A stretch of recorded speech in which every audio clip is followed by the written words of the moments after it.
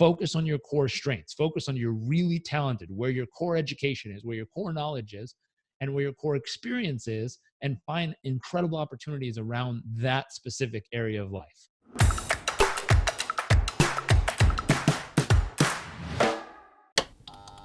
Hey everybody, welcome to today's show. And on today's show, I got a special guest. He is a best-selling author. He's an entrepreneur. He's an instigator, working as a performance and motivational coach. He's worked with multi-billion dollar brands all around the world. He's been written up on Forbes, Fast Company, Business Insider, Huffington Post. He's a son of a legend, but a legend in his own right. He's Jairek Robbins. Jairek, welcome to the show. Hey, thank you for having me. Nice to see you all out there in the universe digitally. How's everything going? You're in stateside right now, right?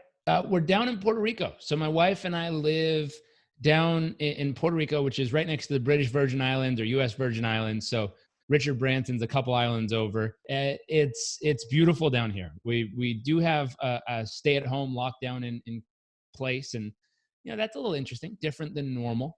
I'm a bit jealous of the cows that have a beachside residence a few plots of land over. I'm like, man, they're right on the ocean. But besides that, things are safe, things are healthy, and we're in a good place in that way. Cool. Puerto Rico. What's the mood like over there? Like everywhere else, like in the States and China, this part of Asia and Vietnam, everyone's in this panic mode at the moment. How's Puerto Rico going? Yeah, same thing. People are scared.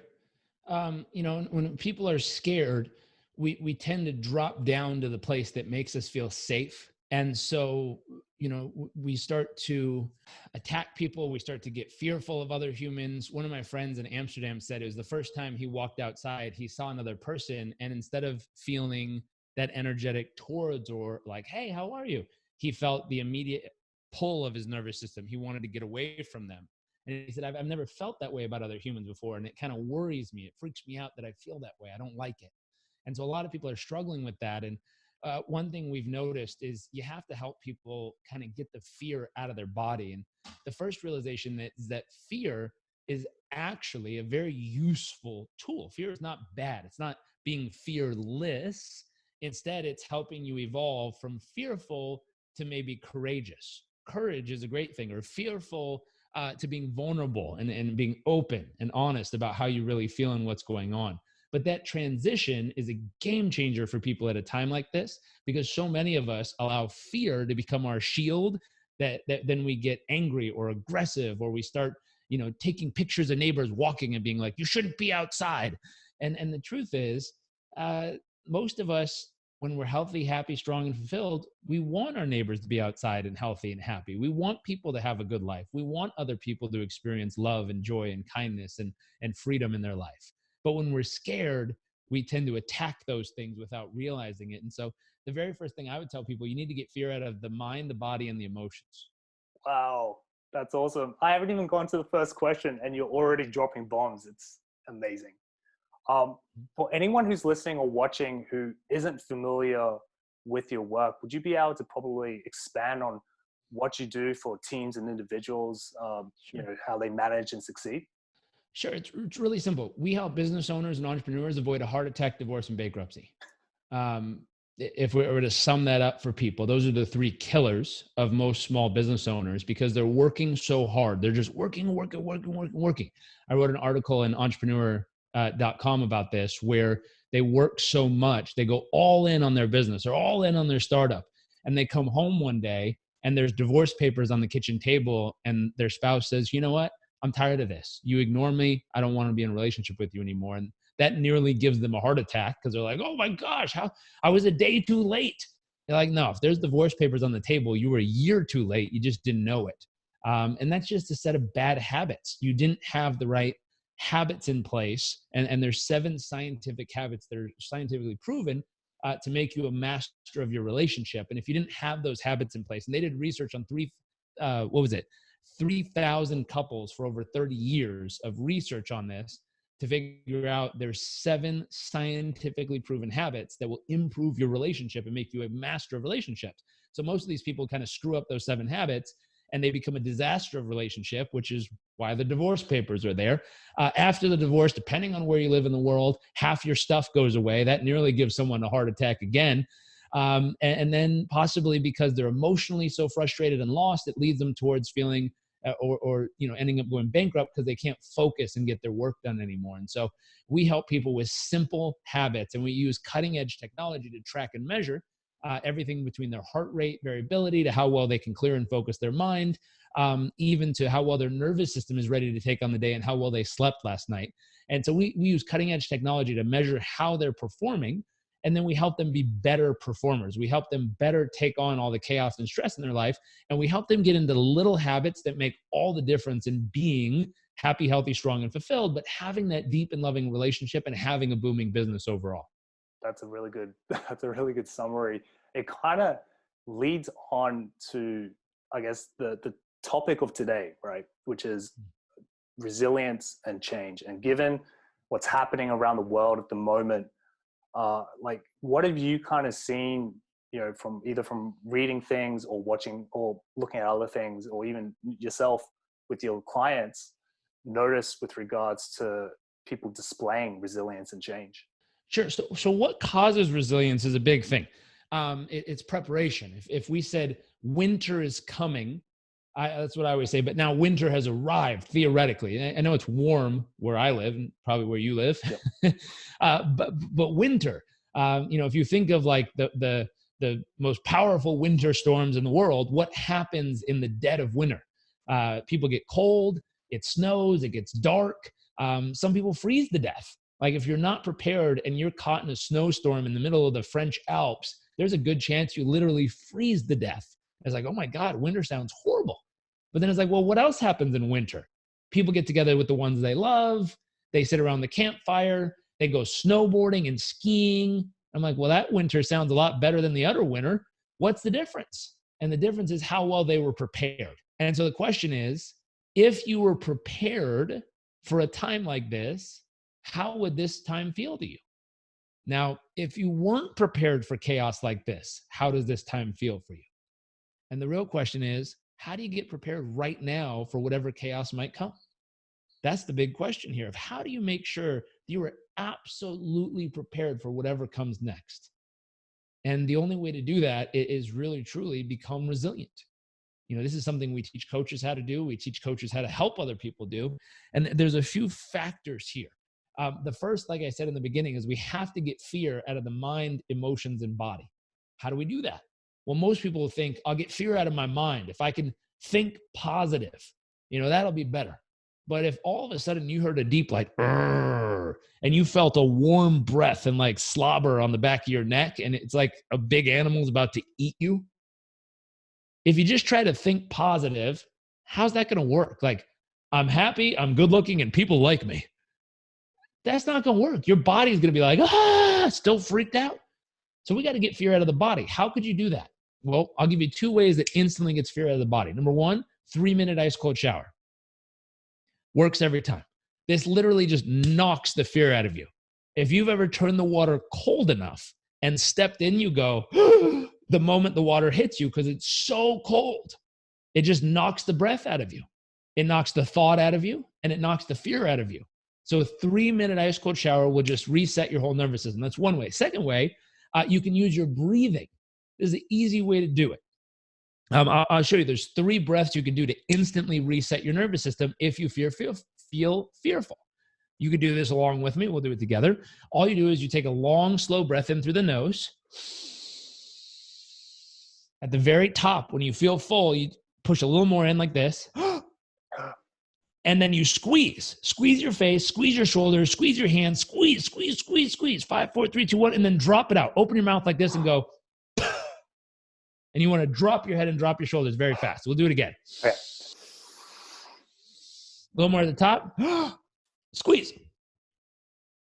3, 2, 1, all the way out. Drop your head, drop your shoulder. Now one more time. A little more at the top. Squeeze. 5, 4, 3, 2, 1, all the way out. How do you feel? Yeah. For most people, we feel tingly, lightheaded, relaxed, present.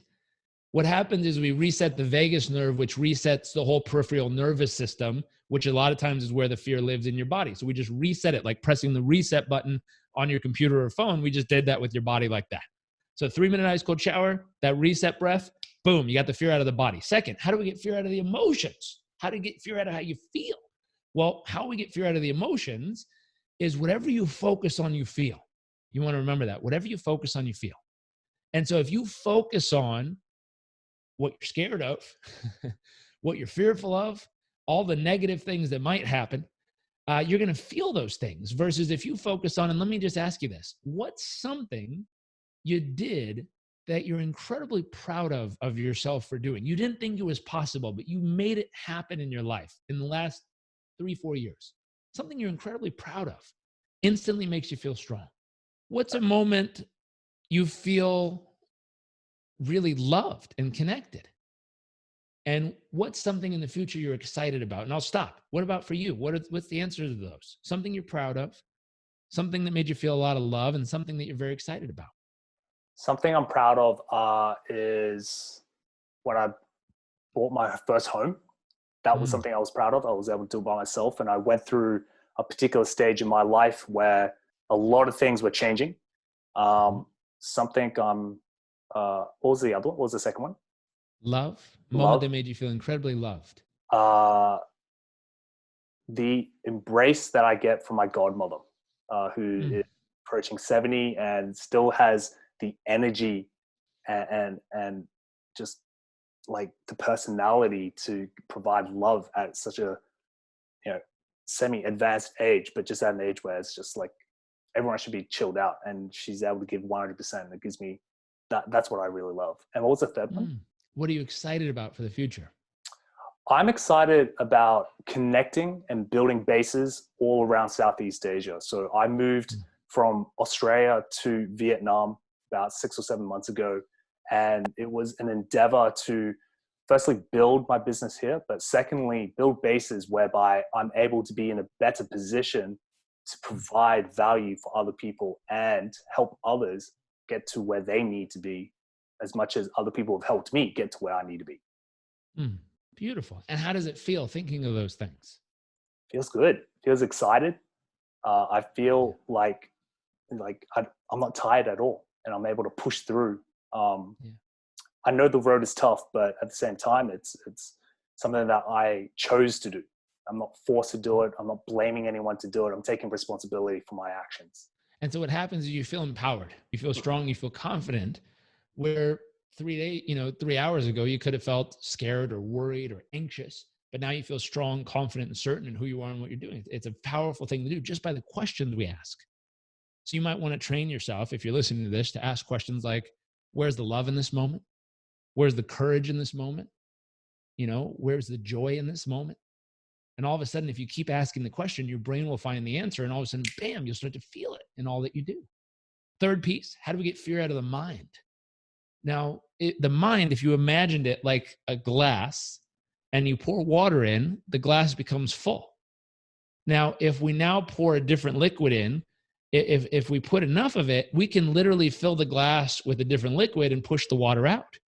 And so the same thing, the mind, as it so famously was said, the mind is like water.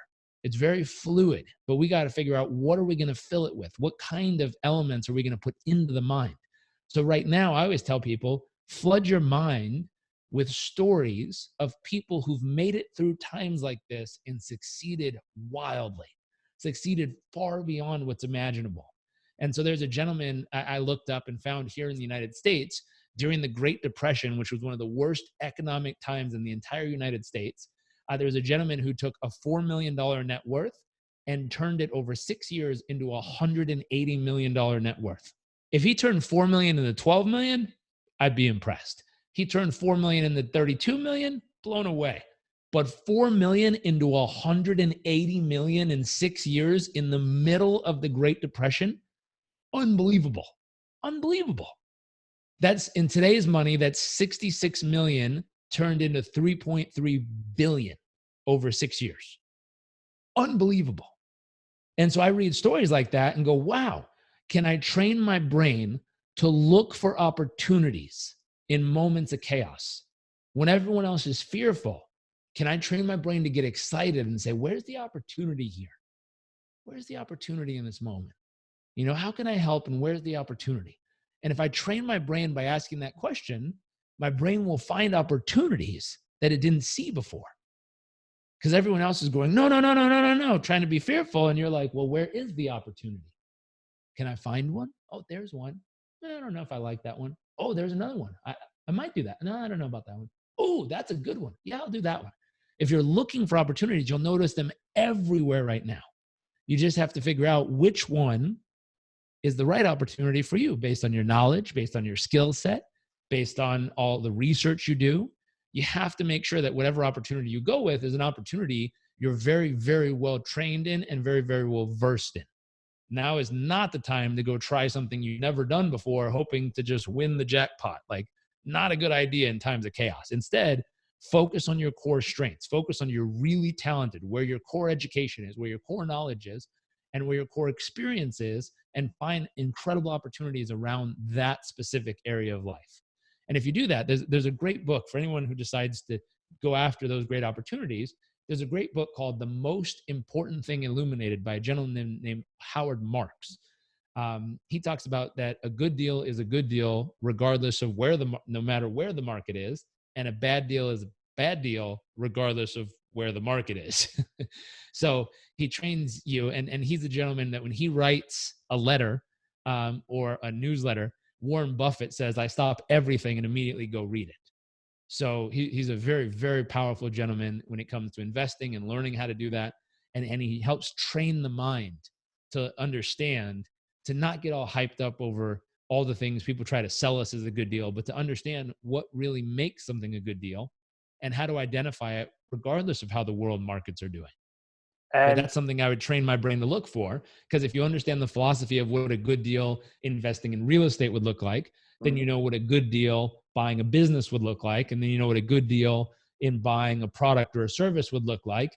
And you know what a good deal in getting married or not married would look like. right, Because a good deal is always a good deal. I agree. I have a question, and it's a little bit off topic, but you know, you were talking, you have this wealth of knowledge, and I'm keen to know would you be able to pinpoint that exact moment where it was like that, it clicked for you in terms of how you see things and how you approach certain people and how you find ways to connect with individuals, because everyone's different. Yeah. I went on a meditation trip in Nepal. We were deep in the mountains. I'm totally kidding, but that'd be really cool if that was the moment where I found it. That's not where it clicked. It's a lifetime of stacking. If you imagine, in Egypt building the pyramids, it's like, how did you get to the peak of the pyramid? And the reality was, well, we put one giant stone down on the ground, and then we put another stone next to it, another stone next to it, and another stone next to it, and another stone next to it. And then at some point we're like, oh, that's enough stones on the bottom. So we put a stone up. And we're like, okay, then we put stones across there, and then a stone up and a stone up and a stone up. And pretty soon it hit the peak. And we were like, oh my gosh, I think we've hit the pinnacle. Our logo for one of our companies actually is this little symbol where it's like, we've hit the peak. And then it goes like this, where it's like, oh my gosh, when I think I know everything is the moment when I realize there's so much I don't know. And that's when you go beyond success. And if you notice, the peak of the triangle went down, and there's this new opening to realize that, I became an eternal student.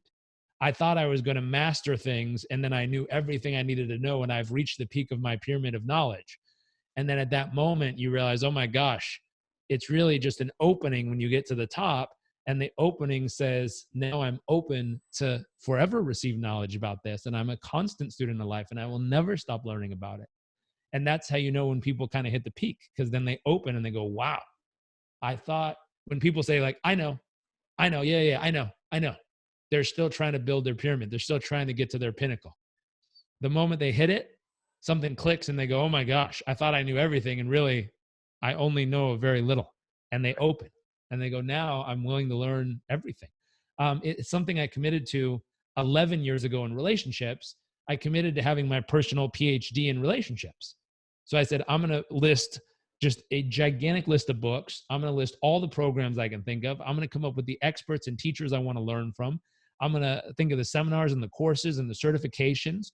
And I'm literally just going to gather 10 years worth of knowledge, just studying it like it was my PhD subject in university. I'm going to become a PhD of relationships. And it took me 5 years of studying it until I met my wife. And then we've been together 6 years, and I've been practicing and learning and researching with her. She does it as well with me now. And so I'm 11 years into researching intimate relationships. And it's one of my favorite topics in the world. And I can completely comprehend and understand why people do things, why relationships fall apart, why they come together, how to make them work, how to get people to be happy and healthy and loving in relationship. And I understand how to help them navigate conflict and all this stuff. But I've studied it for 11 years. I did the same thing with business. My wife was getting her MBA when I first met her, and she loves studying business, and I love studying business. And so for the past 6 years, we've been working on our personal PhD in business. We go to conferences, we go to courses, we read books, we get certifications, we have mentors and guides, we have teachers we learn from. Like we've literally attended thousands and thousands of hours of reading and learning and gathering information specifically on how to make our business better. And we follow a 3-part philosophy, which is we go learn and then we live it. We apply it in our own business. Our business grew 42% last year. That was amazing. We made more profit in the first quarter of last year than the entire year prior combined. And that was based on 6 years of research and learning and studying and then applying it and seeing the results come to fruition. Right now, a lot of businesses are getting smashed. Our business is upholding the same exact numbers as last year, even though all this chaos is going on. We're holding steady. We're not growing the same, which is reasonable considering the chaos in the world, but we're upholding the same numbers without dropping. I'm like, that's pretty fantastic for the chaotic situation. And so that's 6 years of research, study, and application. And, being 16, almost 17 years of doing this business that I've been in. And so 16, 17 years of just doing it, and 6 years of studying, researching how to improve it and better understand it, and things get better. Yep. And so it's that concept. I would say, make it a point to sit down and say, if you could, over the next 10 to 12 years of your life, become a PhD, meaning a doctorate level understanding of a topic, what topic would you choose? And then create your own personal PhD curriculum so you can go study, research, and really apply the knowledge. And I want to get back to that point because it's kind of cool. But it's funny when you talked about success on success, because it reminded me of a Kobe Bryant That's right. Nike commercial. It actually featured your father as well, which is hilarious. But it makes so much sense when you mention that, because I apply it to jiu-jitsu, for instance. And every time you get promoted to another belt, it's almost like you're going back to the white belt already, and you're relearning, you're retooling yourself. And I know this from all my black belt friends. As soon as they get belted as a black belt, it's like, oh, okay, I'm going back to level 1 again. I'm restarting my journey, because the next promotion is like theoretically like 65 years. So they've got a long way to kind of go. This is, I'll show it to you so you could see it. Oh, nice. Success. So it's beyond success, which is modeled after Kobe, in that we were laughing. When we found the logo, I started laughing. I'm like, that's it. Yeah. Someone's like, what? It looks like a teepee. Like, it's not a teepee. It's not a tent. I said, it's beyond success. And everyone started laughing. And I was like, see, I showed them the commercial and they all started dying. I thought it was funny. But there's a thought process behind it. And something you just said, there's an old story, where someone was working on getting their black belt or blue belt, depending on what practice you have, but let's say black belt, their highest belt. They're working. And, I'm sure you've heard the story, but they've done all the tests. They mastered the skill. They mastered everything they needed to do. And they came to the head of the facility and they said, I'm ready. And they took the test and everything was perfect.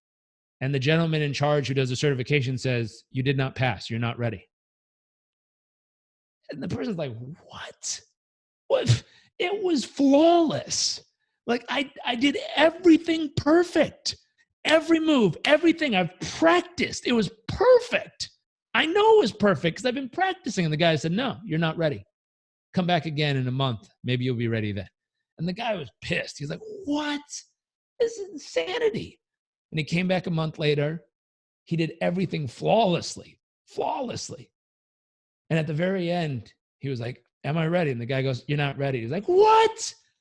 He's like, you got it. Okay. He bows. It's fine. He goes outside. He kicks the trash can. He goes, this is nonsense. This is crazy. I know it was perfect. And he had a friend film him, and he went home and watched the film, and he's like, it was perfect. I didn't miss a thing. It was flawless. Comes back again a month later, does it. He says, no, you're not ready. And this guy's just pissed. And he can't understand. And one day, a few days later, he was there, and there was a group of brand new white belts who were just getting started, just learning stuff. And he saw one of the kids trying to do one of the moves, and they had a rule that only the highest level black belts were allowed to teach. And he looked over and he goes, shit, I haven't been certified yet as my highest level, but I need to help that kid. And he looked over and he's like, come here, kid, let me show you. And he showed him the move. And in the back of the room, you heard this giant roar from the guy who does the certification. What are you doing? You're not allowed to teach someone. You're not certified. You're not prepared yet. You didn't pass your test. And all of a sudden he was humbled and kind of shook. And then he thought for a second. He looked up and he says, I don't need someone to tell me I'm certified to be able to make a difference. And the master stopped and he bowed and he went, you understand. You're ready. Good work. And he gave him his belt. And it was this weird moment where he thought he had to pass the test. And the test was having the confidence to step up and help someone regardless if you had the certificate or not. Now, we certify people in coaching, so I highly recommend people getting the certificate, and he would not have been able to help if he didn't have that level of understanding and he wasn't able to perfect the test and he wasn't able to do all the things. But there's a mental shift that needs to happen on the final level that says, you know what? Once I've mastered the craft, once I really know how to do it, once I've learned it, I've practiced it, I absolutely have the finesse around it, and I deliver every time. Now you need the mental shift to say, I no longer need the belt.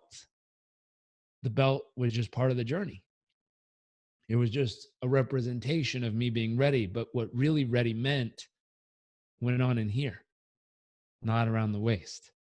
And so you have to do all the pieces. You can't just skip that. But the beautiful part is, as you transition, as you elevate, at one point, you hit the peak.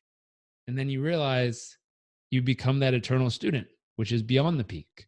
Because the eternal student, if you meet people, and I'm sure you have, when people, like you said, hit that highest level, they become the most humble, generous, kind, curious, wonderful humans.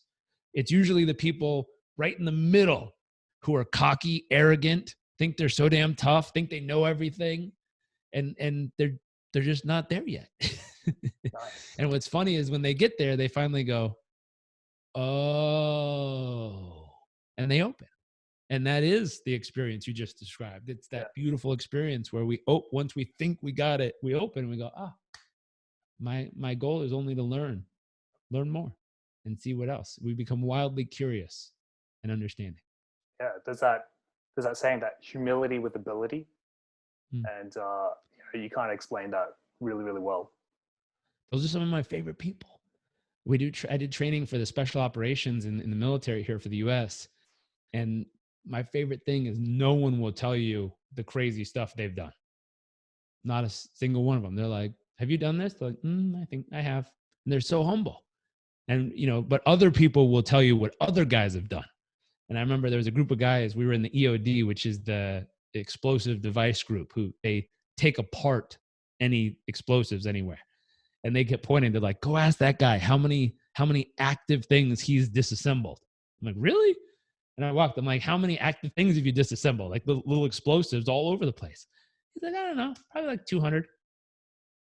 I was like, you've walked up to something 200 times that could end you and just took it apart in the field with bullets flying and like stuff going crazy. He's like, yeah.